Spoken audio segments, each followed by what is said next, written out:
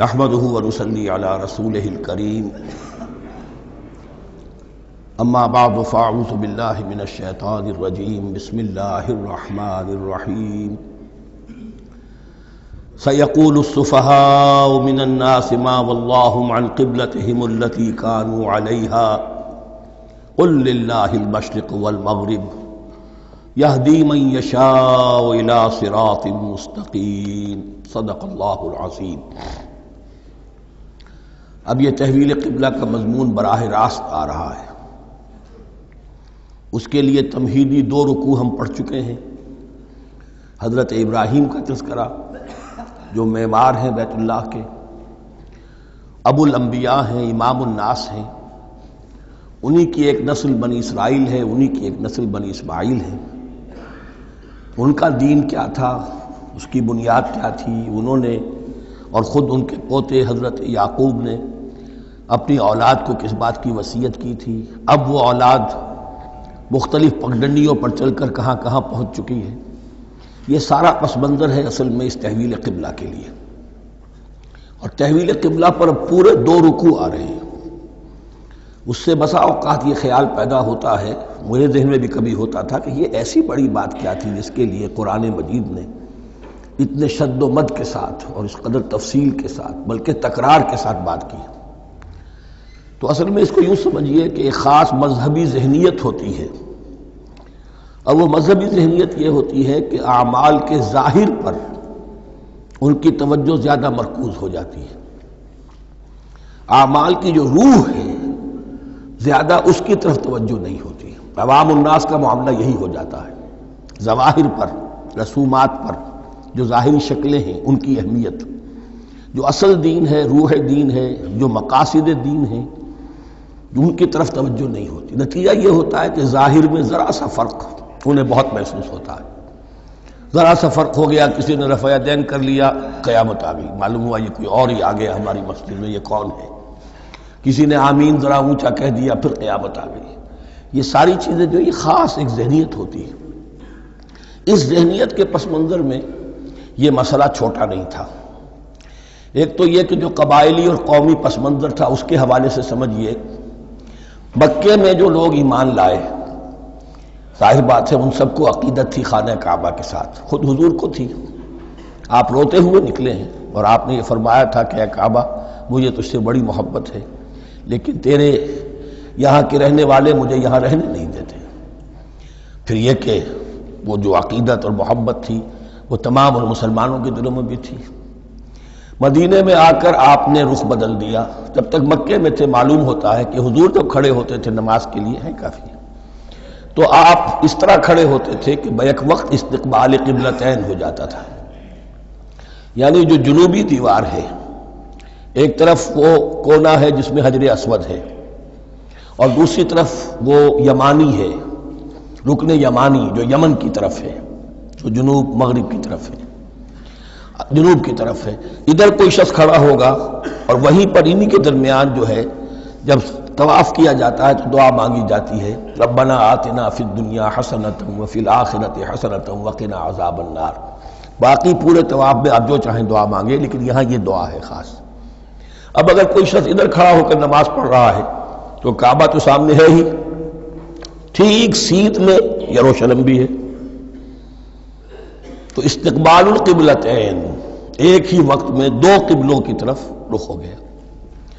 مدینہ میں آ کر معاملہ بدل گیا، مدینہ درمیان میں ہے، مکہ مکرمہ اس کے جنوب میں ہے اور یروشلم اس کے شمال میں ہے۔ اب جنوب کی طرف رخ کریں گے تو پیٹھ ہوگی یروشلم کی طرف، یروشلم کی طرف رخ کریں گے تو پیٹھ ہوگی کعبے کی طرف۔ اس میں امتحان ہو گیا ان لوگوں کا جو ایمان لائے تھے کہ آیا وہ محمد الرسول اللہ صلی اللہ علیہ وسلم کے فرمان کی پیروی کرتے ہیں یا اپنی پرانی عقیدتوں اور اپنی پرانی جو روایات ہیں ان کو زیادہ اہمیت دیتے ہیں۔ اللہ کا شکر ہے جو لوگ مکے سے آئے تھے ان کی اتنی تربیت ہو چکی تھی کہ ان میں سے کسی کے لیے کوئی مسئلہ پیدا نہیں ہوا۔ اقبال کا وہ مصرع پھر سنا رہا ہوں، بمصطفیٰ برساں خیش را کے دی ہماوست اگر بہو نہ رسیدی تمام بولا بیست۔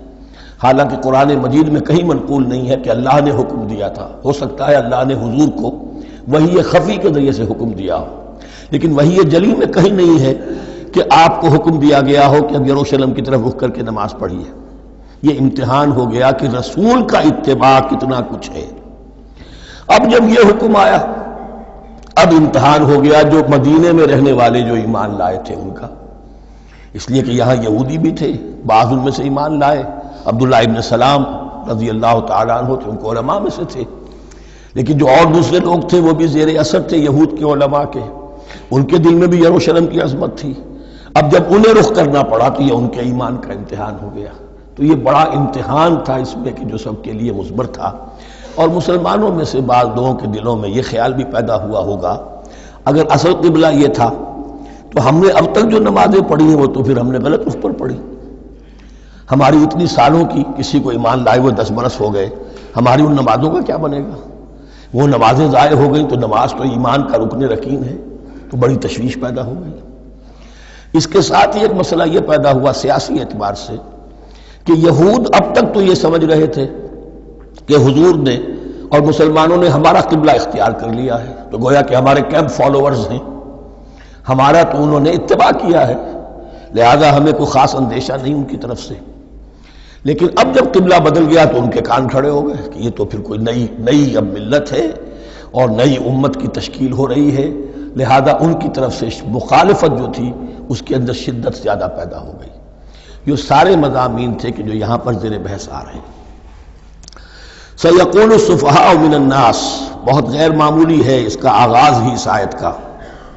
ان قریب کہیں گے لوگوں میں سے احمق اور بے وقوف لوگ، ما وَاللَّهُ مَنْ قِبْلَتِهِمُ الَّتِي كَانُوا عَلَيْهَا، کس چیز نے پھیر دیا انہیں اس قبلے سے کہ جس پر یہ تھے۔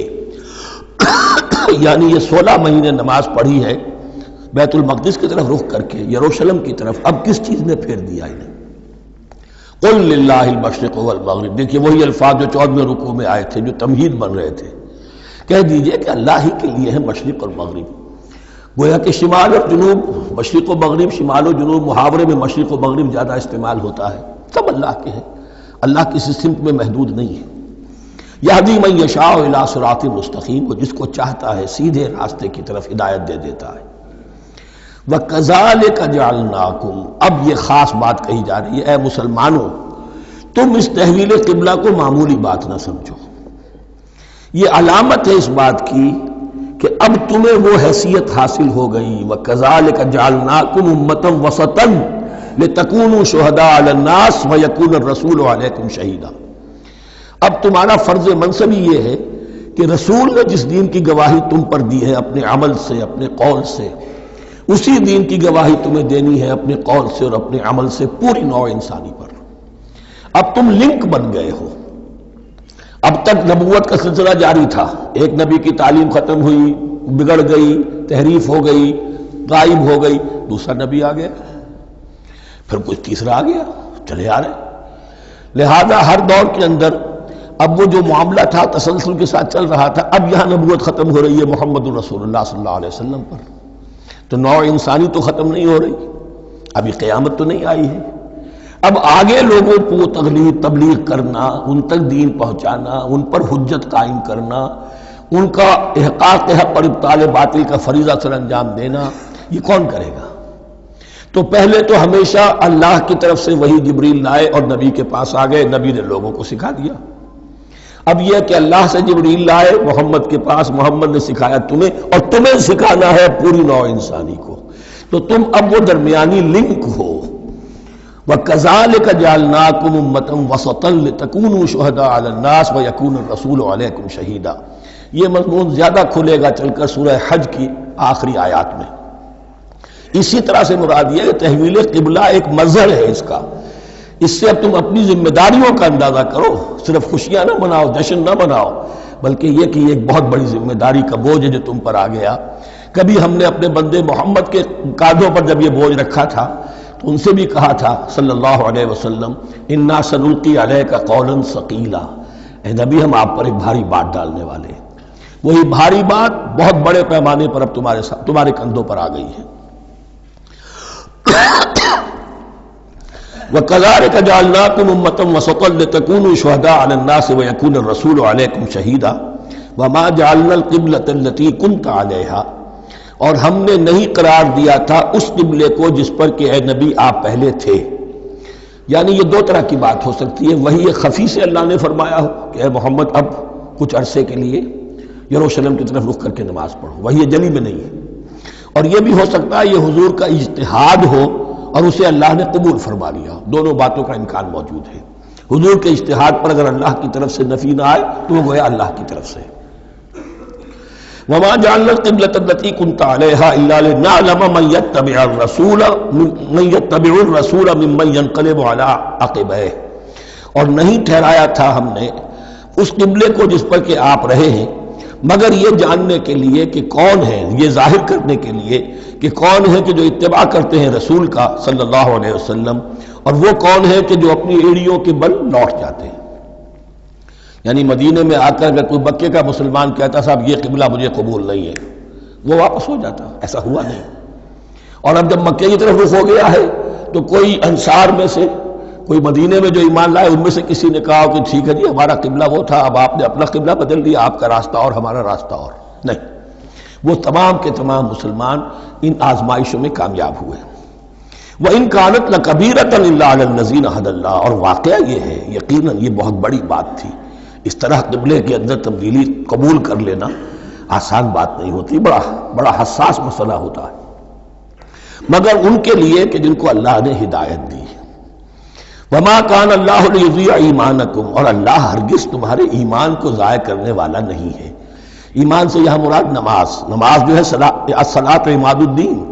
وہ جو تشویش ہو گئی تھی کہ ہماری ان نمازوں کا کیا بنے گا جو ہم نے 16 مہینے پڑھی ہیں بیت المقدس کی طرف رخ کر کے.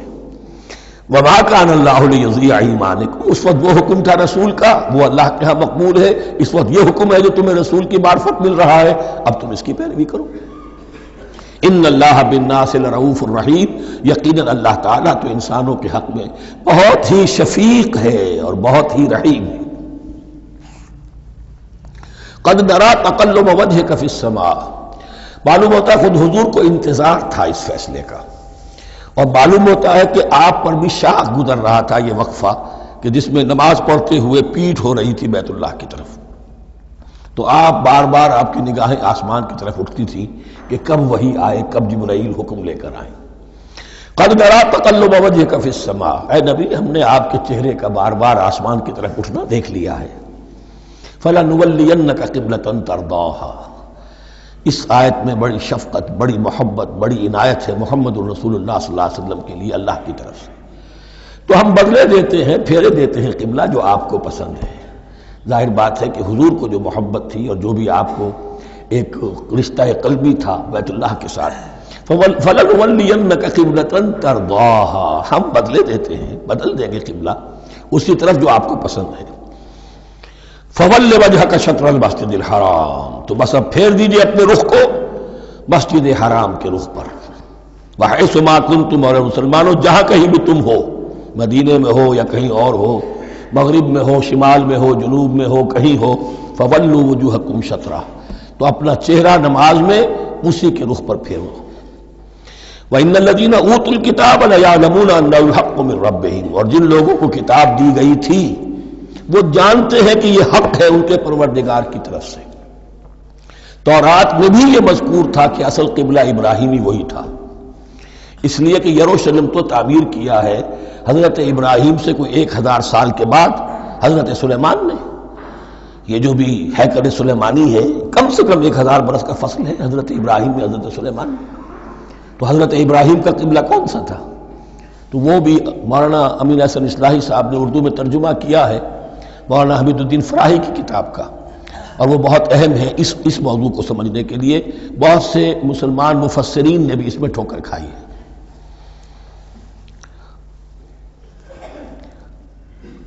ان الذين اوتوا الكتاب ليعلمون انه الحق من ربهم وما الله بغافل عما يعملون. اور اللہ غافل نہیں ہے اس سے کہ جو وہ کر رہے ہیں.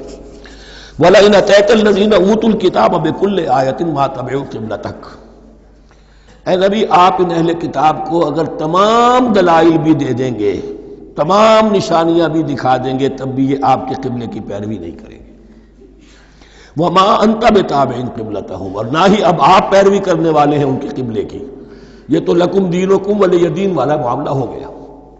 وما بعضهم بتابع قبلۃ بعض، حد یہ ہے کہ یہ خود جو ہے آپس میں ایک دوسرے کے قبلے کی پیروی نہیں کرتے. یعنی نصارہ اور یہود اگرچہ یروشلم سب کا قبلہ ہے، لیکن عین یروشلم میں جا کر جو یہودی ہیں وہ مغربی گوشے کو اختیار کرتے تھے، مغرب کی طرف رخ کرتے تھے ہیکل سلیمانی میں، اور جو نصارہ ہے وہ مشرق کی طرف. اس لیے کہ حضرت مریم سلام علیہا نے جو اعتکاف کیا تھا مکاناً شرقیہ، وہ جو مکان تھا ان کا جہاں اعتکاف تھا، جہاں فرشتہ ان کے پاس آیا ہے، وہ ہیکل کے کسی شرقی گوشے میں تھا. تو انہوں نے عیسائیوں نے اسی کو اپنا شرقی گوشے کو قبلہ بنا لیا. وما ولئن اتبعت اهواءهم، اور اے نبی اگر بالفرض آپ نے ان کی خواہشات کی پیروی کی، من بعد ما جاءك من العلم، اس کے بعد کہ آپ کے پاس العلم صحیح علم آ چکا ہے، انك اذا لمن الظالمین، تو آپ بھی پھر ظلم کرنے والوں میں سے ہو جائیں گے معاذ اللہ. الذین آتیناہم الکتاب یعرفونہ کما یعرفون ابناءہم، جن لوگوں کو ہم نے کتاب دی یعنی تورات اور انجیل کے جو صحیح ماننے والے ہیں، یہ نقطہ یہاں نوٹ کر لیجئے، تورات اور انجیل کے ماننے والوں میں سے غلط کاروں کے لیے مجہول کا صیغہ آتا ہے، اوتوا الکتابہ، جنہیں کتاب دی گئی تھی، اور جو ان میں سے ٹھیک تھے صحیح رخ پر تھے ان کے لیے معروف کا صیغہ ہوتا ہے جنہیں کتاب ہم نے دی تھی. یہ انداز جو ہے معروف اور مجہول کا، یہ آپ دیکھیں گے کہ فرق ہوگا. جہاں ان کی کسی غلط بات کا تذکرہ ہوگا الذین اوتوا الکتاب، اور جہاں اچھی بات کا تو وہاں یہ کہ جو آتیناہم الکتاب. الذین آتیناہم الکتاب یعرفونہ کما یعرفون ابناءہم، وہ ایسے ہی پہچانتے ہیں اس کو. ہو کی ضمیر قبلے کی طرف بھی ہے، اور ہو کی ضمیر محمد الرسول اللہ کی طرف بھی ہے، ہو کی ضمیر قرآن کی طرف بھی ہے. ایسے پہچانتے ہیں جیسے اپنے بیٹوں کو. وَإِنَّ فَرِيقًا مِّنْهُمْ، اور یقیناً ان میں سے ایک گروہ وہ ہے لَيَكْتُمُونَ الْحَقَّ وَهُمْ يَعْلَمُونَ، جو جانتے بوجھتے حق کو چھپاتے ہیں. الحق من ربک، یہ حق ہے آپ کے رب کی طرف سے. فلا تکونن من الممترین، تو آپ ہرگز نہ بنے شک کرنے والوں میں. یہ حضور سے خطاب ہو رہا ہے، اور حضور کی وساطت سے اصل میں ہر مسلمان سے خطاب ہو رہا ہے. یہ بات ان سے کہی جا رہی ہے کہ اس میں کوئی شک اپنے پاس بتانے دو، یہ تو حق ہے تمہارے پروردگار کی طرف سے. وَلِكُلٍّ وِجْهَةٌ هُوَ مُوَلِّيهَا، ہر ایک کے لیے ہم نے ایک رخ معین کر دیا جس کی طرف کہ وہ رخ کرتا ہے. فَاسْتَبِقُوا الْخَيْرَاتِ، تو مسلمانوں تمہارے لیے ایک رخ تو ہم نے معین کر دیا بیت اللہ کا. ایک باطنی رخ کیا ہے؟ نیکیوں میں ایک دوسرے سے آگے بڑھنے کی کوشش کرو. ایک ہے ظاہر، نماز کا ظاہر ہے، آپ نے قبلے کی طرف رخ کر لیا ہے، آپ نے وضو کیا ہے.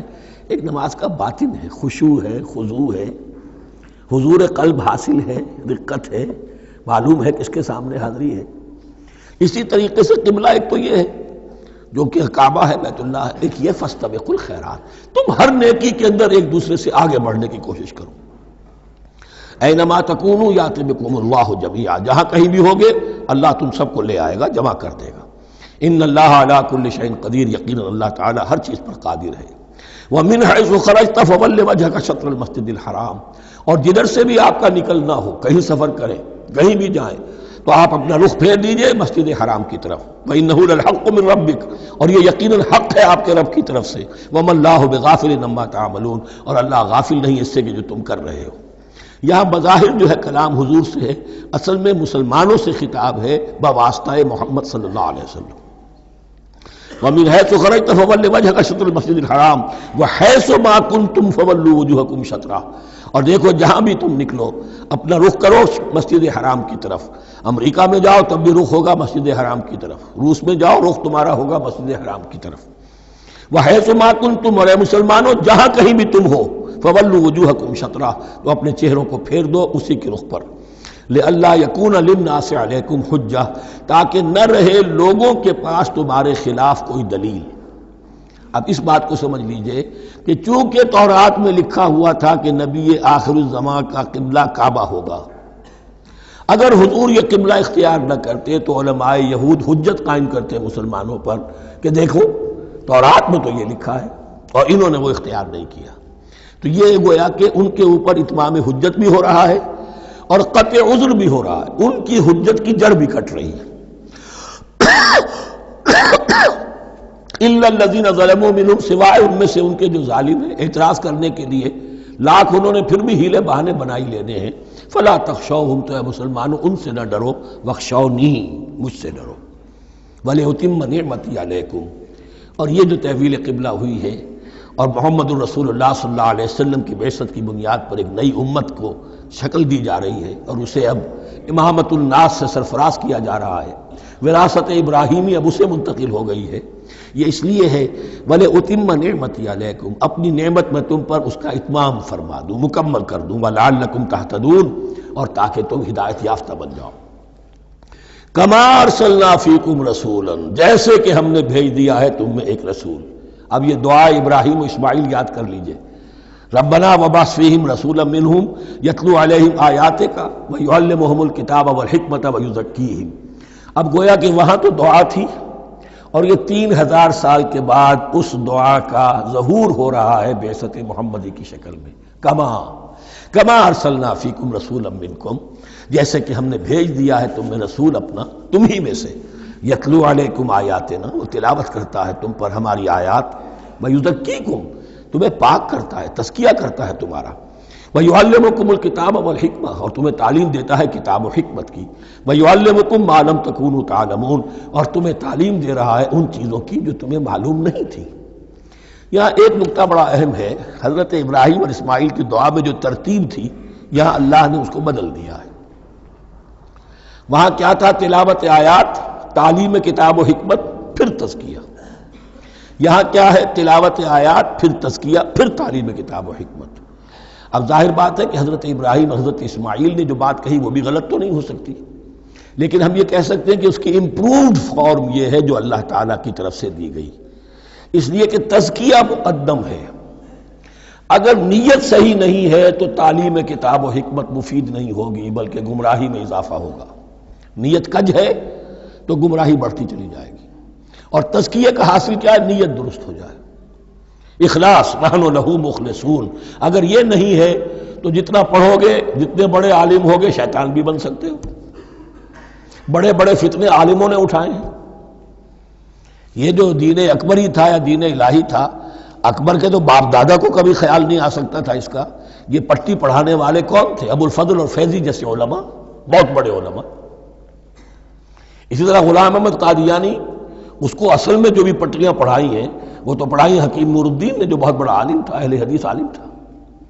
تو در حقیقت بہت بڑا عالم ہوگا، اگر اس کی کج ہو گئی نیت تو اتنا ہی بڑا فتنہ اٹھا دے گا۔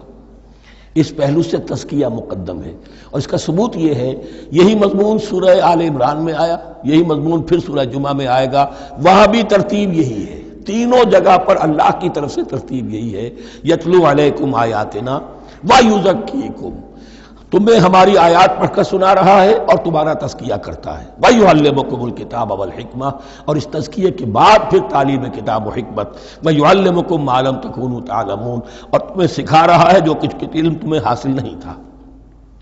فاذکرونی اذکرکم، پس مجھے یاد رکھو، میں تمہیں یاد رکھوں گا۔ یہ بہت بڑا میثاق ہے اور بہت بڑا وعدہ ہے، بہت بڑا وعدہ ہے۔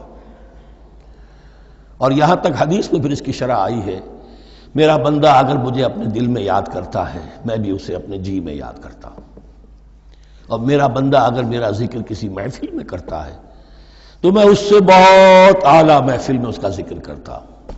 اس کی محفل تو بہت بلند و بالا ہے، ملأ اعلیٰ کی محفل ہے، فرشتے ملائکہ مقربین کی محفل ہے۔ خدا خود میرے محفل بود اندر لامکا خسرو، محمد شمع محفل بود شب جائے کہ من بودم۔ اب خسرو کس عالم میں تھے جب یہ شعر کہہ گئے ہیں؟ تو بہرحال ہے تو صحیح، ایک محفل تو ہے، میں اس سے بڑی بہتر محفل میں ان کا تذکرہ کرتا ہوں۔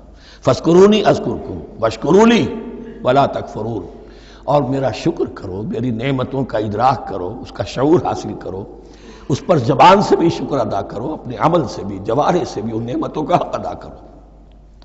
یہاں وہ 18 رکوع ختم ہو گئے، نصف اول اس سورہ مبارکہ کا مکمل ہو گیا۔ اب آگے سے خطاب ہے، یا ایھا الذین آمنوا، ایک نئی امت آ گئی، چارٹر اس کا آ گیا۔ کیوں بنایا گیا تمہیں؟ لتکونوا شہداء علی الناس ویکون الرسول علیکم شہیدا، تم اب لنک ہو ہمیشہ ہمیشہ کے لیے محمد اور پوری نوع انسانی کے درمیان۔ اسی لیے وہ حدیث بھی تو ہے جو علماء حق ہوتے ہیں ان کے بارے میں فرمایا علماء امتی کا انبیاء بنی اسرائیل، میری امت کے علماء کا مقام وہی ہے جو بنی اسرائیل کے علماء کا، اس لیے کہ اب نبوت تو ختم ہو گئی محمد پر صلی اللہ علیہ وسلم، لیکن یہ کتاب تو ہے، اس کا پہنچانا تو ہے، اس کو عام تو کرنا ہے، حجت تو قائم کرنی ہے، اور صرف تبلیغ سے نہیں عمل کر کے دکھانا ہے، وہ نظام قائم کر کے دکھانا ہے جو محمد عربی نے قائم کیا صلی اللہ علیہ وسلم، تب حجت قائم ہوگی۔ اس کے لیے تمہیں قربانیاں دینی ہوں گی، مشکلیں جھیلنی ہوں گی، جان و مال کا نقصان برداشت کرنا ہوگا، آرام سے گھر بیٹھے ٹھنڈے پیٹوں کفر جگہ نہیں چھوڑ دے گا اور حق نہیں آ جائے گا، کفر کو ہٹانے کے لیے اور باطل کو ختم کرنے کے لیے اور حق کو قائم کرنے کے لیے تن من دھن تمہیں لگانے ہوں گے۔ اب دیکھیے وہ قول آ رہی ہے، یا ایھا الذین آمنوا استعینوا بالصبر والصلاۃ، یہی وہ الفاظ تھے کہ وہ جو 7 آیتیں تھیں جن کو میں نے کہا تھا خطاب میں بنی اسرائیل میں وہ بمنزلہ فاتحہ ہیں، ان میں الفاظ آئے تھے واستعینوا بالصبر والصلاۃ وانھا لکبیرۃ الا علی الخاشعین الذین یظنون انہم ملاقو ربہم وانہم الیہ راجعون۔ اب وہی خطاب یہاں ہو رہا ہے، یا ایھا الذین آمنوا استعینوا بالصبر والصلاۃ، یہ میں بیان وہاں کر چکا ہوں، ان اللہ مع الصابرین، جان لو کہ اللہ صبر کرنے والوں کے ساتھ ہے۔ اس بیعت سے کیا مراد ہے؟ ایک بات تو متفق علیہ ہے، اللہ کی مدد، اللہ کی تائید، اللہ کی نصرت ان کے شامل حال ہے۔ باقی یہ کہ اللہ تعالیٰ جہاں کہیں بھی ہم ہیں ہمارے ساتھ ہے، کس طرح ہے یہ ہم نہیں جانتے، لیکن یہ فرمایا اس نے کہ میں تو تمہاری دگے جان سے بھی زیادہ قریب ہوں۔ وَلَا تَقُولُوا لِمَنْ يُقْتَلُ فِي سَبِيلِ اللَّهِ أَمْوَاتٌ، اب پہلے ہی قدم پر قتل کی بات آ گئی۔ شرط اول قدم ہی نست کہ مجنون باشی، پہلا قدم یہ ہے جانے دینے کے لیے تیار ہو جاؤ۔ وَلَا تَقُولُوا لِمَنْ يُقْتَلُ فِي سَبِيلِ اللَّهِ أَمْوَاتٌ، مت کہو ان کو کہ جو اللہ کی راہ میں قتل ہو جائیں مردہ، وہ مردہ نہیں ہے، بل احیاء، وہ زندہ ہے، وَلَٰكِن لَا تَشْعُرُونَ، لیکن تمہیں اس کا شعور نہیں ہے۔ شہداء جو اللہ کی راہ میں قتل ہو جائیں ان کے لیے یوم آخر تک کا انتظار نہیں ہے، ان کو براہ راست جنت میں داخلہ ملتا ہے۔ قیل ادخل الجنہ قال یا لیت قومی یعلمون بما غفر لی ربی وجعلنی من المکرمین، وہاں تاخیر نہیں ہے، لہذا وہ تو زندہ ہیں۔ یہی مضمون پھر آئے گا سورہ آل عمران میں اور زیادہ نکھر کر، وَلَنَبْلُوَنَّكُمْ بِشَيْءٍ مِّنَ الْخَوْفِ وَالْجُوعِ۔ اب یہ ہے کہ پہلے سے دکھا دیا، اللہ تعالیٰ دھوکہ نہیں دینا چاہتا۔ دیکھ لو جس راہ میں قدم رکھا ہے اب آزمائشیں آئیں گی، تکلیفیں آئیں گی، رشتہ دار ناراض ہوں گے، بیوی شوہر سے لڑے گی، شوہر بیوی سے لڑے گا، اولاد والدین سے جدا ہوگی، یہ سب کچھ ہوگا، فساد ہوگا، فتور ہوگا، تصادم ہوگا، جان و مال کا نقصان ہوگا۔ وَلَنَبْلُوَنَّكُمْ، ہم لازماً آزمائیں گے تمہیں بِشَيْءٍ مِّنَ الْخَوْفِ، خوف کی کیفیت سے، وَالْجُوعِ، بھوک، فاقے، کیسے کیسے فاقے آئے ہیں، کیا ہوا ہے غزوہ احزاب میں، کیا ہوا ہے جو اس سے کے بعد جو جیش العسرہ ہے، تبوک کی جنگ ہے، وَنَقْصٍ مِّنَ الْأَمْوَالِ وَالْأَنفُسِ وَالثَّمَرَاتِ، اور نقصانات ہوں گے مالی بھی جانی بھی، اور ثمرات۔ اب ثمرات یہاں دو معنی دے رہا ہے، چونکہ مدینے والوں کی جو تھی اصل جو ان کی معیشت تھی وہ زرعی تھی، پھل، خاص طور پر کھجور، یہ ان کی پیداوار تھی، جسے آج کل آپ کہتے ہیں کیش کراپ جو ہے ان کی، وہ یہ تھی۔ اب ایسا بھی ہوگا کہ فصل تیار کھڑی ہے، اگر اسے اتارا نہ کھجور سے تو ضائع ہو جائے گی، اور ادھر سے تبوک کا حکم آ گیا نکلو اللہ کی راہ، یہ ساری فصل ضائع ہو جائے گی۔ امتحان ہو گیا کہ نہیں؟ اور اس کے علاوہ ایک اور کا مفہوم، انسان کچھ بہت محنت کرتا ہے، جد و جہد کرتا ہے، کیریئر بناتا ہے، اپنا ایک مقام بنا لیتا ہے اس کیریئر میں، اس پروفیشن میں، اس راستے پر آتا ہے تو کچھ اور ہی شکل اختیار کرنی پڑتی ہے۔ وہ تجارت کے زمانے میں جو محنت کی تھی، وہ کیریئر کو اب جمانے میں جو محنت کی تھی، وہ سارا کا سارا معاملہ جو ہے وہ کھو کر پھر اس وادی میں آنا پڑتا ہے۔ وَلَنَبْلُوَنَّكُمْ، یہ بھی ثمرات ہیں نا، محنت کے ثمرات۔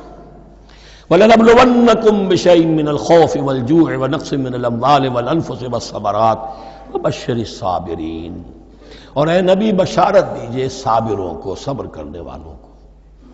یہ کون ہے؟ الذین اذا اصابتہم مصیبۃ، وہ لوگ کہ جن کو جب بھی کوئی مصیبت آئے قالوا انا للہ وانا الیہ راجعون، وہ کہتے ہیں ہم اللہ ہی کے تو ہیں اللہ ہی کی طرف ہمیں لوٹ جانا ہے. کل بھی جانا تھا، آج چلے جائیں، حاضر ہیں، جتنی جلدی بلا لیں. نشان مرد مومن باتوں گویم جو مر گایا تبسم بر لبے اوست. مرد مومن کی تو نشانی یہی ہے کہ جب موت آئے تو مسرت کے ساتھ اس کے چہرے پر، اس کے ہونٹوں پر مسکراہٹ ہو. یہ ایمان جو میں نے کہا تھا لٹمس ٹیسٹ یہ ہے کہ بندہ مومن اس دنیا میں زیادہ رہنے کی خواہش نہیں کر سکتا. لائف از اے لائبلٹی، جو لمحہ آ رہا ہے اس کا حساب دینا ہوگا. تو جتنی عمر بڑھ رہی حساب بڑھ رہا ہے. It's not an asset, it's a liability. اور الدنیا سجن المومن و جنت الکافر، یہ تو مومن کے لیے ایک قید خانہ ہے، ہاں کافروں کی جنت ہے. وبشر الصابرین الذین اذا اصابتهم مصیبۃ قالوا انا للہ وانا الیہ راجعون اولئک علیہم صلوات من ربہم ورحمہ. یہ ہیں وہ لوگ کہ جن پر ہر وقت اللہ کی عنایتوں کا نزول ہوتا رہتا ہے اور رحمت کی بارش ہوتی رہتی ہے. وَأُولَٰئِكَ هُمُ الْمُهْتَدُونَ، اور یہی لوگ ہیں ہدایت یافتہ جنہوں نے واقعتاً ہدایت کو اختیار کیا ہے. اور جو ایسے مرحلے پر ٹھٹک کر کھڑے رہ جائیں، پیچھے رہ جائیں، پیچھے بیٹھ جائیں، پیٹھ موڑ لیں، وہ گویا کہ ختم ہوا ان کا معاملہ. اب چونکہ اس معاملے میں بحث ہو گئی تھی خانہ کعبہ کی بھی، پھر اسی میں مقام ابراہیم کی بات آ گئی تھی، تو کچھ ذہنوں میں سوال پیدا ہوا کہ یہ جو حج کے مناسک میں صفا اور مروہ جو ہے یہ بھی تو آخر اسی کا تو ان کی کیا حقیقت ہے، کوئی حقیقت ہے یا نہیں. فرمایا ان الصفا والمروہ من شعائر اللہ، یہ بھی اللہ کے شاعر میں سے ہے. شاعر کسے کہتے ہیں؟ وہ چیز جو شعور بخشے. تو وہ چیزیں کہ جن کے ساتھ اولو العزم پیغمبروں یا اولو العزم انسانوں، اولو العزم اولیاء اللہ کے کچھ حالات و واقعات کا کوئی ذہنی سلسلہ قائم ہوتا ہو، وہ گویا کہ شعور دلانے والے ہوتے ہیں، یاد دلانے والے ہوتے ہیں، اللہ تعالیٰ کی طرف ذہن کو لے جانے والے ہوتے ہیں. اس اعتبار سے شاعر. ان الصفا والمروہ من شعائر اللہ فمن حج البیت او اعتمر فلا جناح علیہ ان یطوف بہما. تو جو کوئی بھی ہمارے گھر کا حج کرے، بیت اللہ کا حج کرے یا عمرہ کرے، اعتمر، فلا جناح علیہ، تو کوئی حرج نہیں ہے اس پر، ان یطوف بہما، کہ ان دونوں کا بھی طواف کرے. وہ جو 7 چکر لگائے جاتے ہیں، ان الصفا والمروہ. ومن تطوع خیرا، جو شخص جان بوجھ کر بھلا کام کرتا ہے، فإن اللہ شاکر علیم، تو جان لو اللہ بڑا قدردان ہے. اب شکر انسان کرتا ہے تو اس کے معنی کیا ہوں گے؟ احسان مند ہونا. وہی شکر اللہ کرتا ہے شکور، اس کے کیا معنی ہوں گے؟ قدردانی. میرے بندے نے یہ کام کیا، میرے بندے نے میرے لیے یہ محنت کی، یہ قربانی دی. ان اللہ شاکر علیم، اور جانتا ہے، چاہے کسی اور کو پتہ نہ چلے اسے تو معلوم ہے. اگر تم نے اللہ کی رضا جوئی کے لیے کسی کو کوئی مالی مدد دی ہے اس حال میں کہ جو کچھ داہنے ہاتھ نے دیا ہے بائیں کو بھی خبر نہیں ہونے دی، کجا یہ کہ کسی اور انسان کے سامنے اس کا تذکرہ ہو، تو اب یہ جو ہے اللہ کے تو علم میں ہے. اگر تو اللہ سے اجر و ثواب چاہتے ہو تو اس کا ڈنڈورا پیٹنے کی کوئی ضرورت نہیں. اور اگر تم نے لوگوں کو دکھانے کے لیے کیا تھا تو وہ تو شرک ہو گیا، لائبلٹی ہو گئی.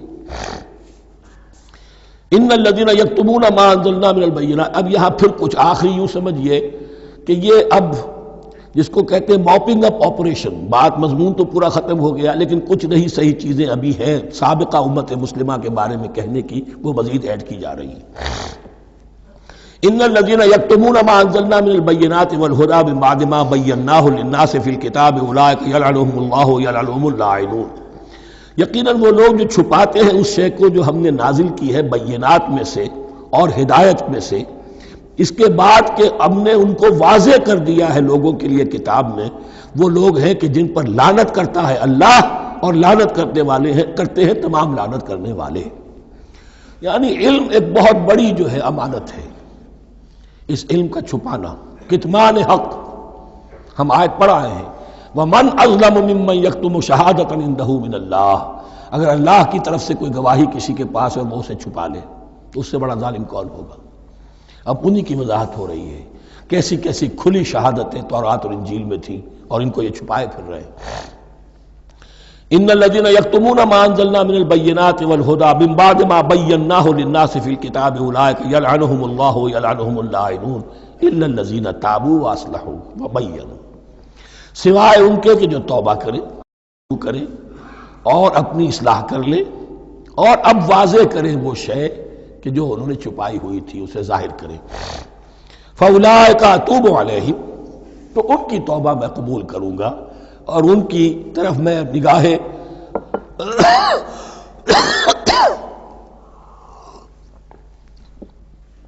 التفات میں اپنی پھر ان کی طرف متوجہ کر دوں گا. وَأَنَا التَّوَّابُ الرَّحِيمُ، اور میں تو ہوں ہی توبہ کا قبول کرنے والا اور رحم فرمانے والا. اِنَّ الَّذِينَ كَفَرُوا وَمَاتُوا وَهُمْ كُفَّارٌ، یقیناً جن لوگوں نے کفر کیا اور وہ مرے اسی حال میں کہ کفر پر قائم تھے، اولئک علیہم لعنۃ اللہ والملائکۃ والناس اجمعین، ان پر تو لعنت ہے اللہ کی بھی اور فرشتوں کی بھی اور تمام انسانوں کی بھی. خالدین فیہا، اس لعنت کی کیفیت میں وہ اب ہمیشہ رہیں گے. لا یخفف عنہم العذاب، نہ ان پر سے عذاب کے اندر کوئی کمی کی جائے گی. ولا هم ینظرون، نہ انہیں کوئی مہلت ملے گی کہ عذاب کا تسلسل ذرا سی دیر کے لیے وقفہ ہو جائے، سانس لینے کی مہلت مل جائے. ولا هم ینظرون. وَإِلَٰهُكُمْ إِلَٰهٌ وَاحِدٌ، سن لو تمہارا الہ اور معبود ایک ہی الہ ہے. لا الہ الا هو الرحمن الرحیم، اس کے سوا کوئی الہ نہیں ہے اور وہ رحمان ہے اور رحیم ہے. اب جو آیت آ رہی ہے اس کے پڑھنے سے پہلے ایک بات سمجھ لیجئے کہ یہ جو اب 22 رکوعوں کا مضمون ہم پڑھ رہے ہیں، مجھے یہ بات آج شروع میں واضح کرنی چاہیے تھی. اس میں ترتیب کیا ہے؟ میں پہلے عرض کر چکا ہوں کہ پہلے 18 رکوعوں کی تقسیم ورٹیکل کی ہے ہم نے. 18 کو 4 رکوع ادھر، 10 درمیان میں، پھر 4 ادھر. یہاں اب چلے گی ہاریزونٹل تقسیم، افقی تقسیم. اور اس کی بھی شکل کیا ہے کہ 4 مضامین ہیں کہ جو تانے بانے کے ساتھ بنے ہوئے ہیں، یا 4 لڑیاں ہیں مضمون کی کہ جن کو بٹ کر رسی بنا دیا گیا. وہ 4 مضامین کیا ہیں؟ مسلمانوں سے خطاب میں ان کے لیے عبادات اور احکام اور شرائع، یہ واجب ہے، یہ کرنا ہے، یہ حلال ہے، یہ حرام ہے، نماز فرض ہے، روزہ فرض ہے، وغیرہ وغیرہ. اور 2 لڑیاں جہاد، جہاد بالمال، جہاد بالنفس. جہاد بالنفس کی آخری انتہا قتال ہے، جہاں انسان نقد جان ہاتھ پر رکھ کر، ہتھیلی پر رکھ کر میدان میں حاضر ہو جاتا ہے. جو جنگ میں گیا اس نے اپنے آپ کو موت کے لیے پیش کر دیا، بچ کر آ جائے تو بونس ہے. اس اعتبار سے یہ 4 جڑیں.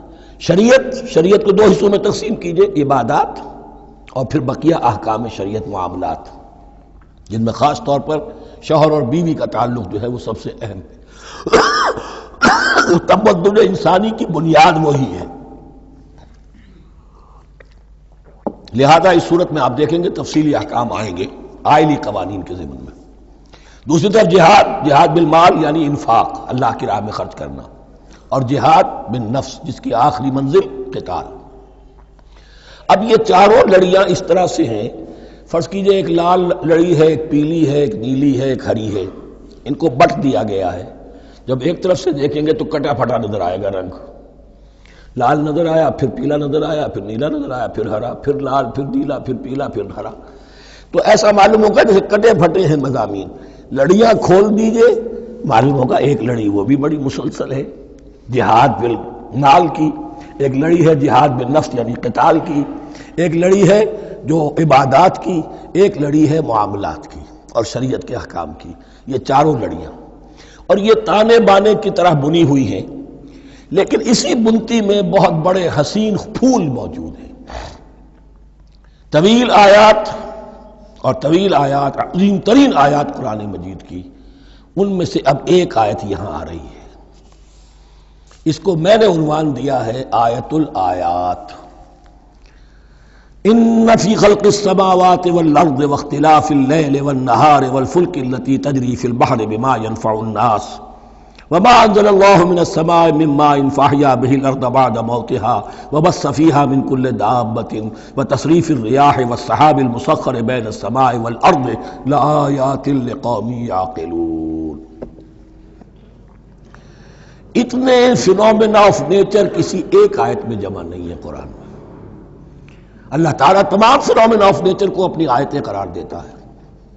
آسمان اور زمین کی تخلیق، رات اور دن کا الٹ پھیر، مختلف جگہوں پر، اور یہ جو ستارے ہیں اور یہ جو بھی نباتات ہیں زمین کی، ان میں سے آیتیں ہی آیتیں. لیکن ان آیت الآیات کو جس طرح یہاں ایک آیت میں سمویا ہے، یہ حکمت کا ایک بہت بڑا پھول ہے، بہت بڑا پھول جو ان 4 لڑیوں کی بنتی کے اندر آ گیا ہے.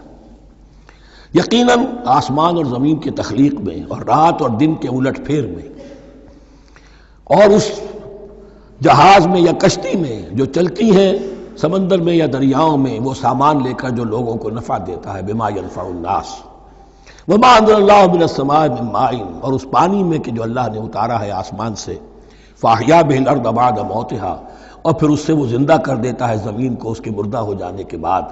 بے آب و گیا زمین پڑی تھی، بارش ہوئی ہے، اسی میں سے روئیدگی آ گئی ہے. وبث فیہا من کل دابہ، اور یہ تمام حیوانات اور چرند اور پرند جو اس کے اندر پھیلا دیے گئے ہیں. وتصریف الریاح، اور یہ ہواؤں کا چلنا جو ہے، کبھی پروا چل رہی ہے، کبھی پچھمی چل رہی ہے، کبھی مشرق سے آ رہی ہے، کبھی مغرب سے آ رہی ہے، تصریف الریاح ہے. والسحاب المسخر بین السماء والارض، اور ان بادلوں میں کہ جو معلق کر دیے گئے آسمان اور زمین کے درمیان. لآیات لقوم یعقلون، ان سب میں آیات ہیں، نشانیاں ہیں ان لوگوں کے لیے جو عقل سے کام لیں. ان کو دیکھو اور ان کے خالق کو، مدبر کو پہچانو. آیات ہیں، اور ان کے آیات کے پہچاننے کا جو عملی نتیجہ نکلنا چاہیے، اور جس کو عام طور پر لوگ نہیں پہنچ پاتے جس تک، اب اگلی آیت میں اس کا تذکرہ ہے. نتیجہ تو نکلنا یہ چاہیے کہ پھر محبوب اللہ ہی ہو، شکر اسی کا ہو، اطاعت اسی کی ہو، عبادت اسی کی ہو. جب سورج میں کچھ نہیں، یہ تو اللہ نے اس کو بنایا ہے، یہ حرارت جو ہے اللہ نے دی ہے، چاند میں کچھ نہیں، ہوائیں چلانے والا کوئی وہی تو ہے. تو اب کسی شے کے لیے کوئی شکر نہیں، کسی شے کے لیے کوئی عبادت نہیں، کوئی ڈنڈوت نہیں، کوئی سجدہ نہیں، بلکہ صرف اللہ کے لیے. اور وہی مطلوب و مقصود بن جائے، وہی محبوب ہو. لا محبوب الا اللہ، لا مقصود الا اللہ، لا مطلوب الا اللہ.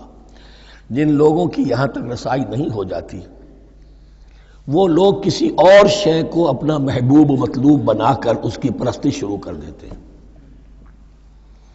خدا تک نہیں پہنچے، اپنے نفسی کو معبود بنا لیا، جو یہ کہے کر رہے، معبود تو ہو گیا. ارأیت من اتخذ الہہ ہواہ، اپنے قوم کو معبود بنا لیا، قوم کی برتری کے لیے اور قوم کی سربلندی کے لیے جانے بھی دے رہے ہیں. وطن کو معبود بنا لیا. اس حقیقت کو علامہ اقبال نے سمجھا ہے، اس دور کا سب سے بڑا بت وطن ہے. اس دور میں میں اور ہے، جام اور ہے، جم اور، ساقی نے بنا کی روش لطف و ستم اور، تہذیب کے آزر نے ترشوائے صنم اور، مسلم نے بھی تعمیر کیا اپنا حرم اور، ان تازہ خداؤں میں بڑا سب سے وطن ہے، جو پیرہن اس کا ہے وہ مذہب کا کفن ہے. نیشنلزم، ٹیریٹوریل، وطنی قومیت، وطن کی جے، یہ معبود بنائے بیٹھے. تو اب یہاں سنیے، ومن الناس، اور لوگوں میں سے کچھ ایسے بھی ہیں، من یتخذ من دون اللہ اندادا، جو اللہ کو چھوڑ کر کچھ اور چیزوں کو اس کا مد مقابل بنا دیتے ہیں. وطن کو بنا لیا، قوم کو بنا لیا، ہیومنزم، انسانیت، نوع انسانی، ہم اس کے خدمتگار ہیں، ہم اس کی بہتری کے لیے کام کر رہے ہیں، یہ بھی ایک معبود بن گیا. اور سب سے گھٹیا انسان وہ ہے کہ اپنے ہی حسن کا دیوانہ بنا پھرتا ہوں، اپنا ہی نفس ہے، اسی کے گر چکر لگا رہا ہے، وہی حریم ہے اس کا، وہی حرم ہے اس کا، اور وہ طواف کر رہا ہے اپنے نفس کا، تو وہ بھی تو اس کا ایک معبود ہے. لوگوں میں سے وہ بھی ہیں کہ جو اللہ کو چھوڑ کر کسی اور چیز کو اس کا مد مقابل بنا دیتے ہیں. یحبونہم کحب اللہ، اور ان سے محبت کرنے لگتے ہیں جیسی کہ اللہ سے کرنی چاہیے. یہ فلسفہ ہے اصل میں، ہندی میں سے آدرش کہتے ہیں، عربی میں نصب العین، انگلش میں آئیڈیل. ہر باشعور انسان کسی شے کو اپنا آئیڈیل بناتا ہے اور اس سے پھر محبت کرتا ہے، اس کے لیے جیتا ہے، اس کے لیے مرتا ہے، قربانیاں دیتا ہے، اثار کرتا ہے. قوم کے لیے قربانی، وطن کے لیے قربانی، فلاح کے لیے قربانی، خود اپنی ذات کے لیے قربانی. یحبونہم کحب اللہ، یہ سارے کام تو اللہ کے لیے کرنے کے تھے. جیو اللہ کے لیے، مرو اللہ کے لیے، محبت اس سے کرو. ان صلاتی و نسکی و محیای و مماتی للہ رب العالمین. تم نے اپنی یہ ساری نسبتیں کسی اور شے کے ساتھ وابستہ کر دی. تم نے اللہ کا مد مقابل تراش لیا. می تراشت فکر ما ہر دم خدا بندے دیگر، رست از یک بند تا افتاد در بندے دیگر. انسان معبود تراشتا رہتا ہے اپنے ذہن سے اور ان کے لیے محبت کرتا ہے، جانیں دیتا ہے، قربانیاں دیتا ہے. وَمِنَ النَّاسِ مَن يَتَّخِذُ مِن دُونِ اللَّهِ أَندَادًا يُحِبُّونَهُم كَحُبِّ اللَّهِ. یہ مضمون بھی سورہ حج میں زیادہ واضح ہوگا. وَالَّذِينَ آمَنُوا أَشَدُّ حُبًّا لِلَّهِ. پھر یہ لٹمس ٹیسٹ کا لفظ میری زبان پر آ رہا ہے. اور جو لوگ واقعتاً صاحب ایمان ہوتے ہیں ان کی شدید ترین محبت ہوتی ہے اللہ کے ساتھ. اگر یہ نہیں ہے، اگر یہ نہیں تو بابا پھر سب کہانیاں ہیں. کوئی شے اللہ سے زیادہ محبوب ہو گئی وہ تمہاری معبود ہے. تم نے اللہ کو چھوڑ دیا، چاہے وہ دولت ہی ہے. تعس عبد الدینار و عبد الدرہم، ہلاک اور برباد ہو جائے درہم و دینار کا بندہ. نام عبد الرحمن ہے، حقیقت میں عبد الدینار ہے. دینار آنا چاہیے، حرام سے آئے، حلال سے آئے، جائز سے آئے، ناجائز سے آئے. تو معبود اللہ نہیں ہے، معبود دینار ہے. ہندو نے یہ کیا کہ لکشمی دیوی کی ایک مورتی بنا کر پوجنا شروع کر دیا. یہ لکشمی دیوی اگر ذرا مہربان ہو جائے گی دولت آ جائے گی. ہم نے کہا ہٹاؤ اس درمیان کے لنک کو، سیدھے ہی دولت کو کیوں نہ پوجو. پیٹرو ڈالر کو پوجو، ڈالر کو پوجو. ترک وطن کرو، ماں باپ کو چھوڑو یہاں سے سکتا ہوا کہ مر رہے ہیں اور کوئی ان کا بیٹا اور ان کی بیٹی ان کے پاس نہیں. کس لیے؟ ڈالر. کون معبود ہوا؟ وَمِنَ النَّاسِ مَن يَتَّخِذُ مِن دُونِ اللَّهِ أَندَادًا يُحِبُّونَهُم كَحُبِّ اللَّهِ وَالَّذِينَ آمَنُوا أَشَدُّ حُبًّا لِلَّهِ وَلَوْ يَرَى الَّذِينَ ظَلَمُوا إِذْ يَرَوْنَ الْعَذَابَ أَنَّ الْقُوَّةَ لِلَّهِ جَمِيعًا. اور کاش کہ دیکھ لیتے یہ لوگ جو اس شرک میں اور اس گناہ میں مبتلا ہیں، ظلم شرک کے معنی، جب وہ دیکھیں گے عذاب کو اور یہ بات واضح ہو جائے گی کہ قوت تو ساری کی ساری اللہ کے ہاتھ میں ہے، کسی کے پاس کچھ نہیں. وَأَنَّ اللَّهَ شَدِيدُ الْعِقَابِ، اور یہ کہ اللہ سزا شدید العذاب، اللہ سزا دینے میں بہت سخت ہے. اس وقت آنکھ کھلے گی تو فائدہ کیا ہوگا؟ اب آنکھ کھلے تو فائدہ ہے. اِسْتَبَرَّأَ الَّذِينَ اتُّبِعُوا مِنَ الَّذِينَ اتَّبَعُوا. اب انسانی معاشرے کے اندر یہ ہوتا ہے، کچھ لوگ ہوتے ہیں لیڈر لوگ جو اپنے پیچھے لوگوں کو لگا لیتے ہیں، چاہے ڈیماگوگز ہوں، چاہے مذہبی جو ہے وہ مسندوں کے والی ہوں، اپنے پیچھے لگاتے ہیں. اور ان کے پیچھے لگنے والے جو ہیں وہ یہ سمجھتے ہوئے ان کی عزت بھی ہے، ان کا احترام بھی ہے، ان کے نیچے دبے بھی ہوئے، ان کا پیچھے پیچھے چلتے ہیں. قیامت کے دن وہ تبرہ کریں گے کہ تم نے ہمیں مروایا، ہم تمہاری پیروی کرتے رہے، ہم نے سمجھا تم جو کہہ رہے ہیں وہ ٹھیک ہے، ہم نے تمہیں اپنا لیڈر مانا. اب وہ اعلان برات کریں گے، اللہ ہمارا ان سے کوئی تعلق نہیں. استبرأ الذین اتبعوا، اور اس کے جواب میں پھر وہ کریں گے ہمارا تم سے کوئی تعلق نہیں. اس روز کے جن لوگوں کا اتباع کیا گیا تھا دنیا میں، لیڈر لوگ، وہ ان لوگوں سے جنہوں نے پیروی کی تھی ان سے تبرہ کریں گے. وَرَأَوُا الْعَذَابَ وَتَقَطَّعَتْ بِهِمُ الْأَسْبَابُ، اور وہ دیکھ لیں گے عذاب کو، نگاہوں کے سامنے جہنم آ جائے گی اور تمام رشتے منقطع ہو جائیں گے. یوم یفر المرء من اخیہ وامہ وابیہ وصاحبتہ وبنیہ لکل امرئ منہم یومئذ شأن یغنیہ یود المجرم لو یفتدی من عذاب یومئذ ببنیہ وصاحبتہ واخیہ وفصیلتہ التی تؤویہ ومن فی الارض جمیعا ثم ینجیہ. ہر انسان چاہے گا میرے باپ کو، بیٹے کو، بھائی کو، ماں کو، بیوی کو، اولاد کو، تمام انسانوں کو چھوڑ دو جہنم میں، خدا کے لیے کسی طرح مجھے بچا لو. تقطعت بہم الاسباب، سارے رشتے منقطع ہو جائیں گے. جن رشتوں کی وجہ سے حرام کو حلال اور حلال کو حرام کر رہے ہو، جن کی دلجوئی کے لیے حرام کی کمائی کرتے ہو، جن کی دلجوئی کے لیے دین کے راستے سے آگے نہیں بڑھ رہے ہو، دین کے راستے میں بیوی ناراض نہ ہو جائے، گھر والے ناراض نہ ہو جائیں، بتقطعت بهم الاسباب، یہ سارے رشتے یہیں تک کے لیے ختم ہو جائیں۔ وقال الذین اتبعوا، اور جو ان کے پیروکار تھے وہ کہیں گے لو ان لنا کرۃ، اگر کہیں ہمیں دنیا میں لوٹنا نصیب ہو جائے، فنتبرأ منہم کما تبرؤوا منا، تو ہم بھی ان سے اسی طرح برات کریں گے جیسے آج یہ ہم سے برات کر رہے ہیں۔ کذالک یریہم اللہ اعمالہم حسرات علیہم، اس طرح اللہ ان کو دکھائے گا ان کے اعمال حسرتیں بن جائیں گی۔ کاش کہ ہم نے سمجھا ہوتا، کاش کہ ہم نے ان کی پیروی نہ کی ہوتی، کاش کہ ہم نے ان کو اپنا لیڈر اور اپنا ہادی اور رہنما نہ مانا ہوتا۔ وما ہم بخارجین من النار، لیکن وہ اب آگ سے نکلنے والے نہیں ہوں گے۔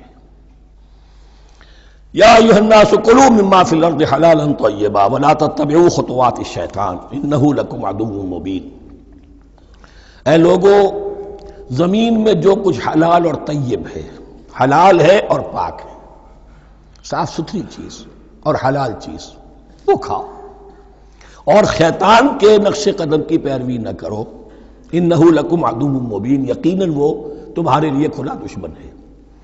یہ بحث اصل میں کھلے گی سورہ انعام میں جا کر۔ وہاں عرب میں یہ رواج تھا، بتوں کے نام پر کوئی جانور چھوڑ دیتے تھے، جیسے ہندوؤں میں بھی تھی رواج، ہم نے تو بچپن میں دیکھا ہے، کوئی سانڈ چھوڑ دیا، کسی کے کان جو ہے وہ چیر دیے، یہ فلاں بت کے لیے ہے، فلاں دیوی کے لیے ہے، اب اسے کوئی کچھ نہیں کہہ سکتا تھا، وہ جہاں چاہیں وہ منہ ماریں جا کر ان کا، اور پھر ان کا ظاہر بات ہے ان کا گوشت کیسے کھایا جا سکتا تھا۔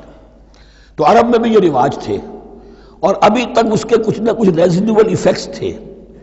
آباء و اجداد کی جو رسمیں چلی آ رہی ہوں وہ آسانی سے جو ہے وہ چھوٹتی نہیں ہیں، کچھ نہ کچھ اثرات رہتے ہیں، جیسے آج تک ہمارے ہاں ہندوانہ اثرات موجود ہیں۔ تو ایسے لوگوں سے کہا جا رہا ہے کہ یہ تمام حرمتیں جو تمہارے ان لوگوں نے مشرکین نے بنا لی تھی، یہ جانور حرام، یہ جانور حرام ہو گیا، اسے فلاں کے نام پر نامزد کیا ہے، اس اونٹ کی جو ہے اتنی اونٹنیوں کے ساتھ جفتی ہو چکی ہے، اب بس اس کو خالی کر دو، چھوڑ دو، نہ اس کے اوپر سواری کی جائے گی اور نہ اس کا گوشت کھایا جائے گا، یہ کوئی نہیں ہے۔ جو چیز حلال ہے اصلاً اور طیب ہے کھاؤ۔ انما یامرکم بالسوء والفحشاء، یقیناً شیطان تمہیں حکم دیتا ہے بدی کا اور بے حیائی کا، وان تقولوا علی اللہ ما لا تعلمون، اور اس کا کہ تم کہو اللہ کی طرف نسبت کر کے جو تم جانتے نہیں ہو کہ اللہ نے حرام کیا۔ بھئی تمہیں کہاں معلوم؟ کوئی دلیل لاؤ، کسی کتاب میں دکھاؤ کہ اللہ نے یہ چیز حرام کر دی۔ وَإِذَا قِيلَ لَهُمُ اتَّبِعُوا مَا أَنزَلَ اللَّهُ قَالُوا بَلْ نَتَّبِعُ مَا أَلْفَيْنَا عَلَيْهِ آبَاءَنَا، اور جب ان سے کہا جاتا ہے اتباع کرو اس کی جو اللہ نے نازل کیا ہے، قالوا وہ کہتے ہیں بل نتبع ما الفینا علیہ آباءنا، ہم تو پیروی کریں گے اس کی جس پر ہم نے پایا اپنے آباء و اجداد کو۔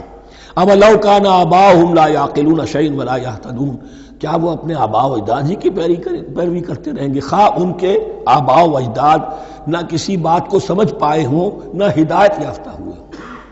میں نے عرض کر دیا تھا کہ سورہ بقرہ میں جہاں دعوت تیسرے رکوع کی پہلی آیت شروع ہوئی، یا ایھا الناس اعبدوا ربکم الذی خلقکم والذین من قبلکم لعلکم تعقلون، وہ بھی تو مخلوق تھے جیسے تم مخلوق ہو، تم سے خطا ہو سکتی ہے ان سے بھی ہوئی، تم غلطی کر سکتے ہو انہوں نے بھی کی۔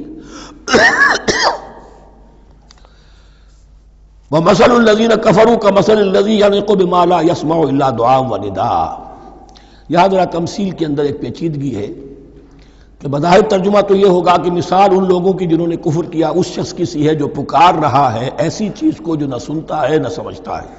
ہاں یہ پتہ چلتا ہے کہ کچھ پکار رہا ہے، جانور ہوتے ہیں انہیں اور کیا سمجھ میں آتا۔ تو یہاں پہ اصل میں تمثیل میں مراد یہ ہے کہ حضور صلی اللہ علیہ وسلم اور مسلمان ان لوگوں کو جو سمجھانے کی کوشش کر رہے ہیں ان میں سے کچھ ایسے بھی ہیں کہ جو کچھ نہیں سمجھتے، دعا اور ندا تو ہے، صم بکم عمی فہم لا یعقلون، لیکن وہ بہرے بھی ہیں، گونگے بھی ہیں، اندھے بھی ہیں، وہ عقل سے کام نہیں لیتے۔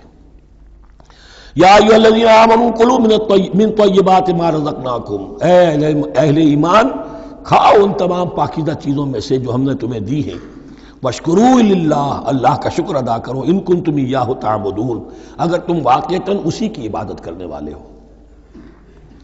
جیسا کہ میں نے عرض کیا سورۃ الانعام میں یہ ساری چیزیں آئیں گی بہت تفصیل سے۔ انما حرم علیکم المیتۃ والدم ولحم الخنزیر وما اہل بہ لغیر اللہ، بنیادی طور پر اللہ تعالیٰ نے وہ کھانے کے جو اہل عرب میں اس وقت رائج تھے ان میں سے 4 چیزوں کی حرمت کا اعلان کیا ہے، بار بار مکی صورتوں میں بار بار ہوا ہے اور یہاں پھر یہ مدنی صورت کے اندر گویا کہ آخری بار انما حرم علیکم، آخری بار نہیں بلکہ یہ پھر سورہ مائدہ میں پھر آئے گا مضمون، انما حرم علیکم المیتۃ، اللہ نے تم پر حرام کیا مردار کو، جو اپنی آپ موت مر گیا، ذبح نہیں کیا گیا، والدم، اور خون حرام ہے، نجس ہے۔ اسی لیے جو ذبح کرنے کا ہمارا طریقہ ہے وہ یہ ہے کہ صرف گردن کو کاٹا جائے تاکہ اس میں شریانے وغیرہ کٹ جائے اور اکثر جو ہے خون جسم کا نکل جائے۔ اگر جھٹکا کیا جائے جیسے سکھ کرتے تھے، ایک ہی تلوار کے وار سے گردن اڑا دی بکری کی، یا یہ کہ جیسے کہ یورپ وغیرہ میں ہوتا ہے، تو پھر وہ خون اندر رہ جاتا ہے جسم کے، اس کے اندر پھر وہ اینٹھن نہیں ہوتی اس حیوان کے جسم میں کہ جس سے خون جو ہے وہ باہر چلا جائے، تو وہ لحم الخنزیر، اور تیسری چیز ہے خنزیر کا گوشت، اور چوتھی چیز وما اہل بہ لغیر اللہ، اور وہ کہ جس پر پکارا گیا ہو کسی کا نام اللہ کے سوا۔ اب اس میں ایک چیز تو یہ ہے کہ جسی شے کو ذبح کرتے ہوئے کسی بت کا، کسی دیوی کا، کسی دیوتا کا تذکرہ کیا، وہ تو حرام مطلق ہو ہی گیا، اس کا گوشت کھانا حرام مطلق ہے۔